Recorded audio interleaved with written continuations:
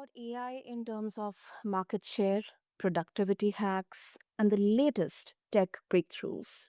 Yeah, ChatGPT 5 recently introduced. Yeah, right. We have all got that news. But listeners, beneath the numbers and algorithms and the latest additions, there's a quieter, more human question. Can AI actually help us grow, not just as professionals, but as people, but as humans?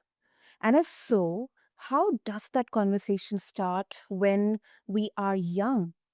In today's episode of BizBlend Podcast with your host Sana, we are stepping away from the noise of AI hype and fear to explore how this technology might shape personal development and even the consciousness of the next generation. And joining me is Lee Russel, an AI strategist, best-selling author, and the rare voice who isn't afraid to separate the possible from the profitable and the beneficial from the potentially harmful. So, together, we are looking at AI not just as a business tool, but as a mirror, one that could reflect back both our biggest, greatest strengths and our blind spots as well. So, Lee, welcome to the show, and I'm really, really looking forward to this discussion. Thank you very much for having me, Sana. I really think this is an important discussion to be having. It's so easy to get drawn into, using AI for business, for work, but actually, how can we use this to develop ourselves? How can we um, become better humans with AI? And I think this is a much needed conversation. So I'm looking forward to diving in today. Totally, totally.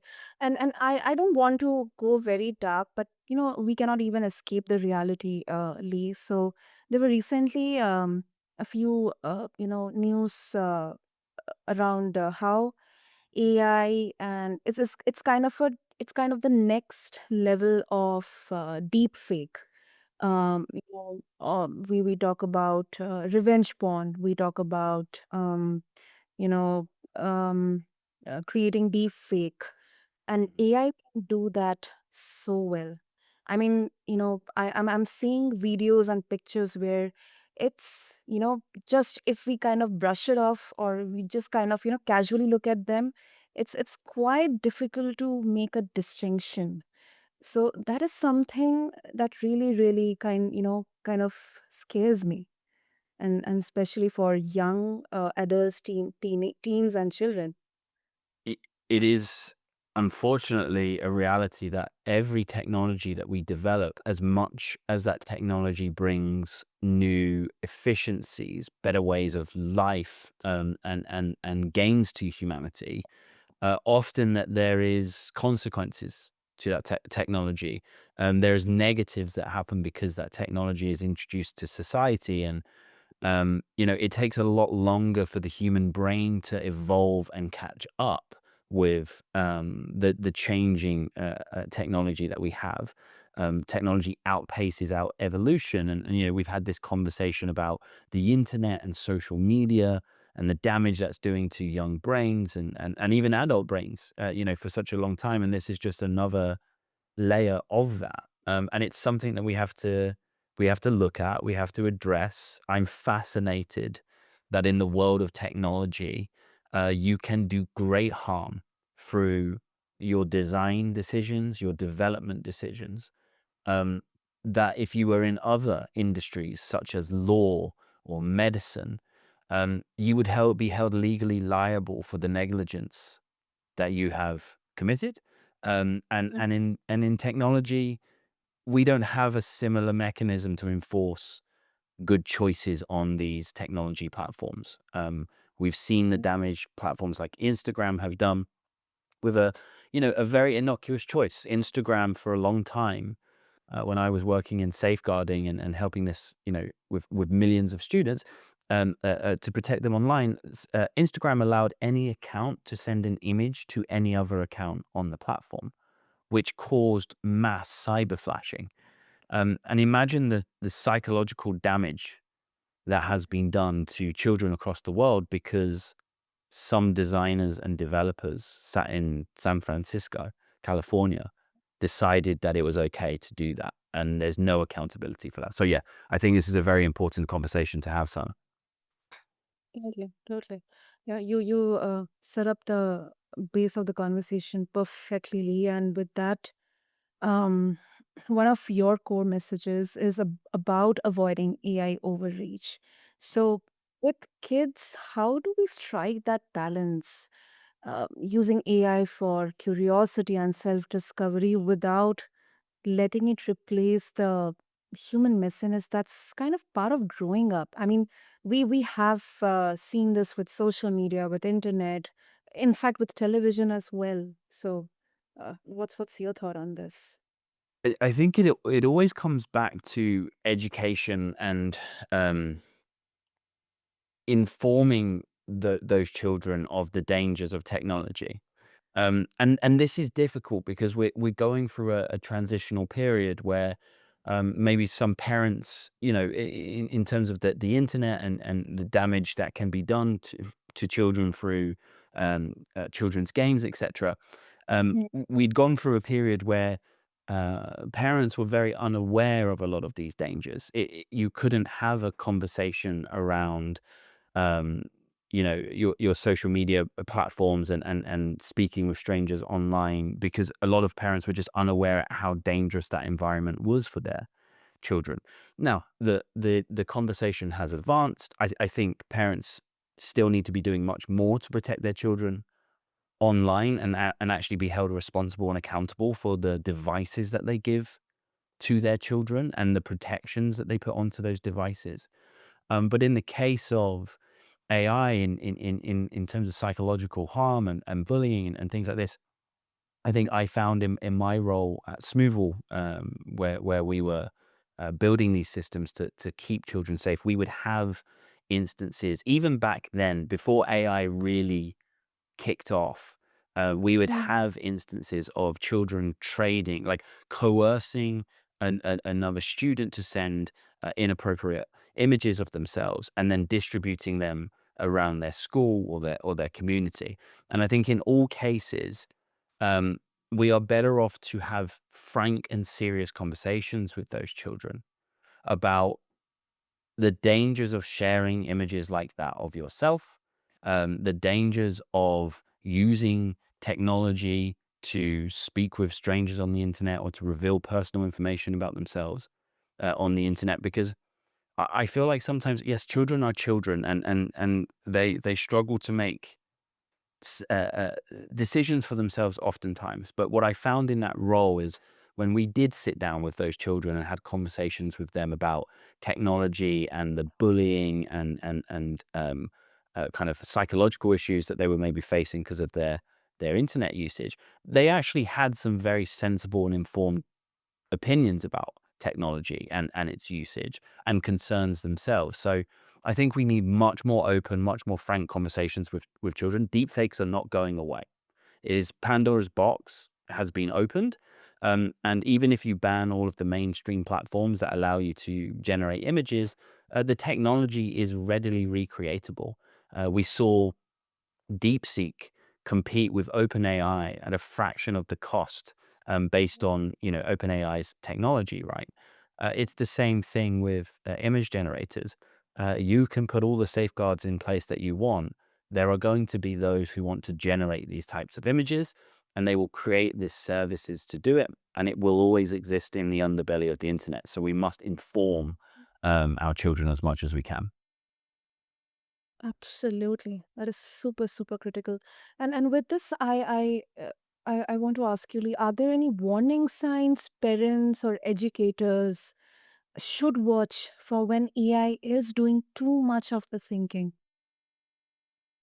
So I think this is an interesting question of like how does education evolve in the face of AI, right? Mm. Um, Mhm. because children are very naturally curious. I remember when OpenAI's advanced mode came out, and you can open up the advanced voice mode, and you can turn on the video feature, and you can have GPT see what you're seeing and have a conversation about that. And it was Christmas, and I'd handed that to my nieces and nephews, and they were running around the house like, what is this? What is this, GBT? What is this? And they were fascinated. Like, they adopt technology so fast. They are digital natives in many senses of the word. And education will need to change because of this, because um, I don't think it's really valid anymore to have tests around information and fact-based learning, because you can use an AI to get 100% on that test with very, very little effort. I think we need to have a conversation around how, and this is hard, right? Because education moves at such a slow pace. It definitely doesn't keep up with the technology. How do you evolve your educational system so that, you know, we're preparing humans for a very different type of society that they'll be graduating into, where the jobs that they will be taking on will not necessarily be fact-based jobs. They will be managing systems of AI. They'll be being creative with AI and executing ideas with AI, managing AI, and integrating with AI. Um, how do we prepare humans for that world? And I think that's going to have to start with a frank discussion of, our education system is designed to produce factory workers. Well, that's not what we need anymore. We haven't needed it for a long time, in many parts of our economy. How do we evolve the education system so we don't get factory workers, we get critical thinkers and AI managers out of these systems? Yeah, I couldn't agree more with you, Lee. Couldn't agree more. And I believe parents have such an essential role to perform. Not from um, a kind of a disciplinary perspective, but more from uh, a kind of friendly perspective. Mhm. uh, and I think these kind of conversations, as you mentioned, they really help in having that critical thinking, that reasoning, that what is good and what is bad, how It, I can control it. Hmm. it's fascinating. We used to work at Smoothwall with an organization called NewsGuard, and NewsGuard had a great idea, which was, although a flawed idea, I think, in many ways. But what NewsGuard did was to say, we will create a browser plugin that sits on top of your browser, and will literally color and put shields next to any news articles, and it's like live real-time fact checking. And they were saying, hey, we've got this group of journalists, and we'll evaluate these on journalistic integrity, past track record, to try and solve one problem, which is children are very uncritical of the information that they receive online. So we did a ton of work on radicalization of students through online content. And when I say radicalization, I don't mean just becoming so radicalized they join something like a terrorist organization. I mean radicalization in terms of believing potentially dangerous, ulterior versions of history, misogynistic kind of thoughts and opinions, and potentially becoming more violent because of that, or being enamored in gang violence, etc.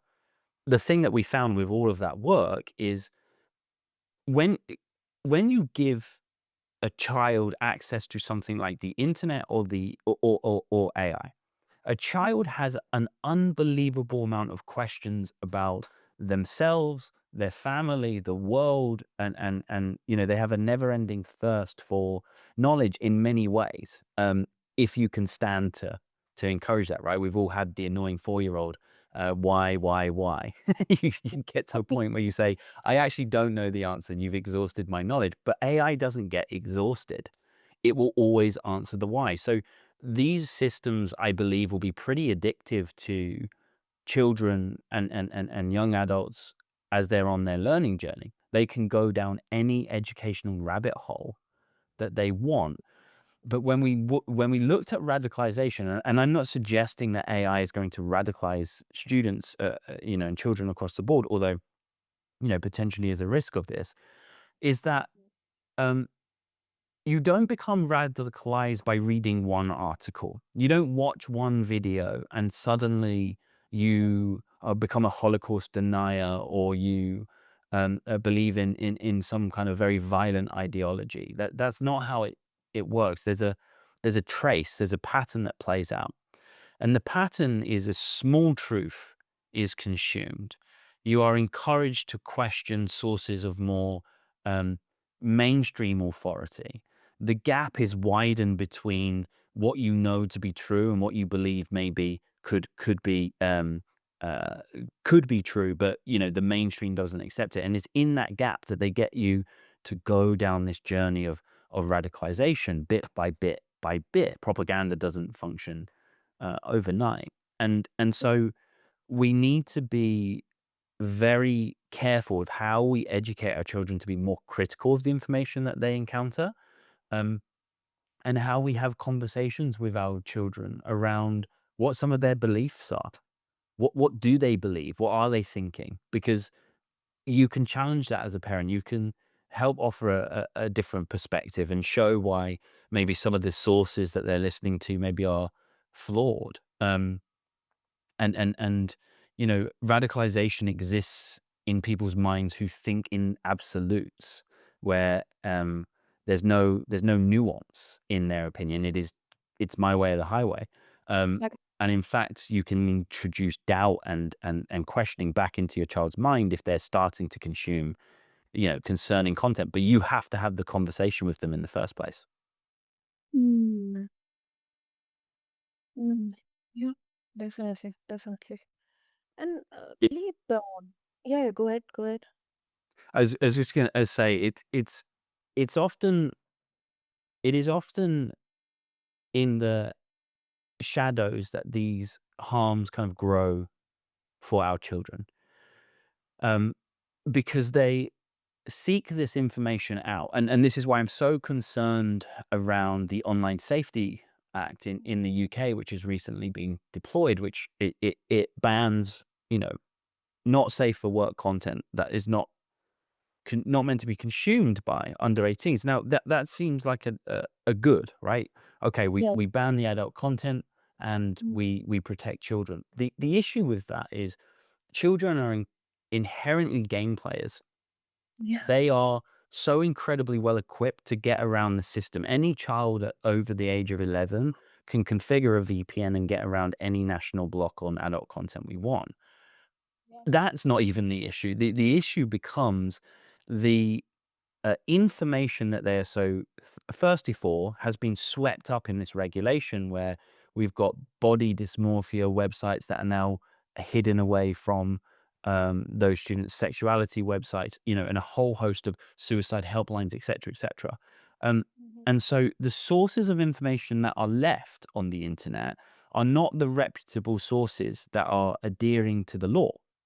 It is the unreputable sources that are operated by entities who do not care about the harm that they do, who are in countries that do not regulate in this way. And the internet is inherently a worldwide forum, right? Um, Yeah. and we did a lot of work with. There's something horrible on the internet called bones challenges, and this is an eating disorder challenge that many young women encounter as they grow up. And it's the idea is, starve yourself to the point where you can start to see bones, and let's have a competition with each other to see Yeah. how skinny can we get. Well, if you're now suffering from body dysmorphia issues, which an increasing amount of young women are online, um, the Online Safety Act has probably removed an awful lot of safe and actually useful information out of the hands of those children. What is left is the forums of those children themselves encouraging each other to starve each other, and to compete in this game of self harm, because those forums were never run from the UK. They're run from Southeast Asia or other jurisdictions that do not have the kind of law enforcement capabilities that the UK has. And I think this is a big threat. You're going to see this across Europe, where they're going to try to regulate the internet more and more and more. And in doing so, I believe the outcome is that they will drive more children into more harmful content more easily. So are you saying Lee, that banning or just, putting an end to everything is not the solution? If we could Mhm. ban adult content and these kind of sites, the body dysmorphia sites, the suicide encouragement sites, that, there is a very dark world out there. And, in my career at Smoothwall, I had to see things that I wish I could unsee. Mhm. And it's not hard to access and find this content. If it was possible to ban outright and make it impossible to access on the internet with an ironclad guarantee, I would be all in favor of these types of legislations, Mhm. where, um, yes, we can protect children in this way. The issue is that is a technical impossibility. It would require legislation to be enforced equally across the whole world.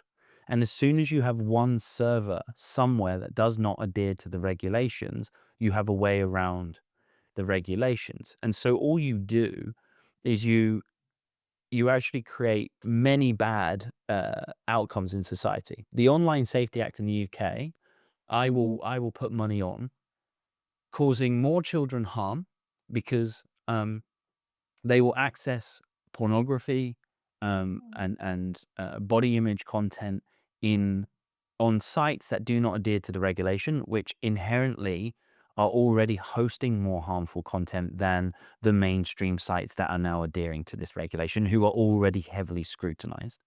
So we push these children into areas of the internet that the sun does not reach and that the predators um, hunt on, and we will cause them harm in this way. And we're also going to create giant cybersecurity, what's called a honeypot, sources of information that's incredibly valuable to nefarious actors on the internet. Right now in the UK, if you are silly enough to do this, you are putting your personal ID with your face in to adult websites, which now links your ID with anything that you consume online. If I am a hacker, if I am someone who wants to commit fraud or extort money out of someone, if I can get hold of that data, I have an incredible tool to get you to transfer me money, give me bank accounts, give me further ID, and blackmail you. Um, and these hacks happen every day at mass scale. You've Yes. only got to look at the amount of credit card information and payment information, user accounts and passwords that are stolen on a daily basis. So I think this is a very dangerous path that we're on. Yeah, yeah, of course. And I think let's not take this as, whether AI is good or bad. Hmm. I think this is a call to think about how we want to use it. Especially for the youngest among us, um, AI could be a mirror or a map or maybe a magnifying glass, but like any tool, just like computer or social media or internet, for the fact it's only as wise as the hands and minds guide. So, Lee, before we wrap up this critical conversation, if our listeners they would like to connect with you, what would be the easiest way? So we have a channel on YouTube called Minimal Viable Launch, and I'm often posting content around AI and its usages on LinkedIn, just under my name at Lee Russell. So follow me and connect on me there, and you can get more of this content.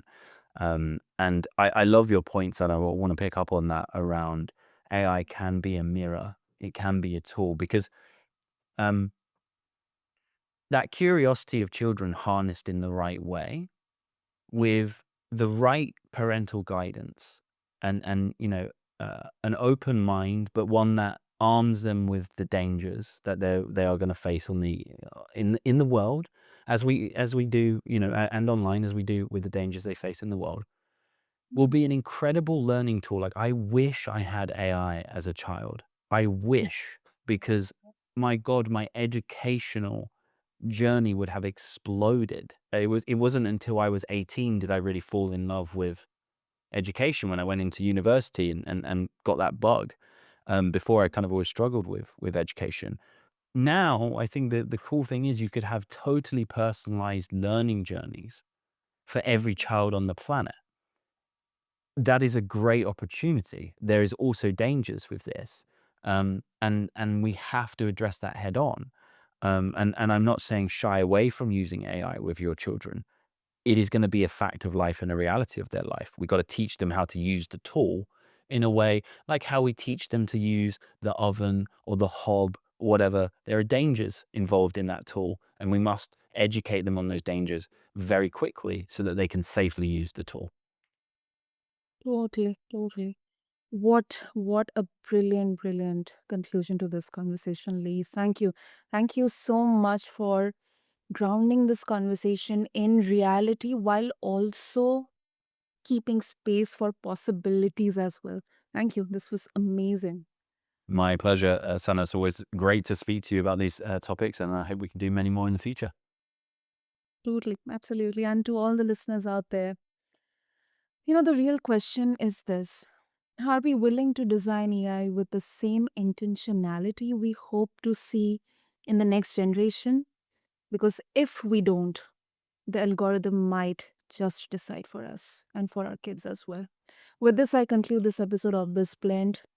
And to connect with Lee, just follow the show notes along with this episode on your favorite podcast platform. Thank you.